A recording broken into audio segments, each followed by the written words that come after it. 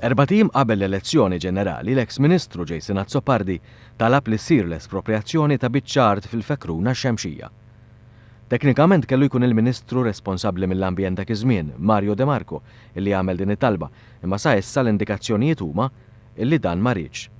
Iffaċċjati b'każ fejn l-eks Ministru Jason Azzopardi bl-appoġġ ta' Tonio Fenech se tabbuża mill-pożizzjoni tiegħu, Deputati Nazzjonalisti qed iħossuhom skomdi jiddefendu dan il-każ. X'taħsbu mis-6 miljuni? X'taħsbu mis-6 miljuni li rċiva tal-Mare d'Oro? No comment, qegħdin tard qalbi. Nippreferu mrikkummentar. Ma taħsbux li t-tisfer jew le? Jiex taħseb mis-6 miljuni li rċiva tal-Mare d'Oro? Min jisset nifhem fuq ix tkellimni.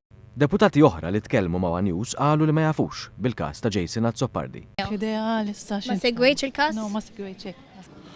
Sorry? 6 miljuni li rċiva l-espropjazzjoni tal-art tiegħu. Ma nafx id-dettali. Ma segwejx il-każ? No. Il-ħamis News xandar ir-reazzjoni tal-eks Ministru Tonio Fenech illi ddefenda l-kumpens. B'kollox fuq medda ta' ftit snin, Raymond Vella ħa 6 miljun u 200,000 euro għal biċ-ċart fil-Fekruna illi parti sostanzjali minna kien xtra għal prezz ta' 30,000 euro fl-1995.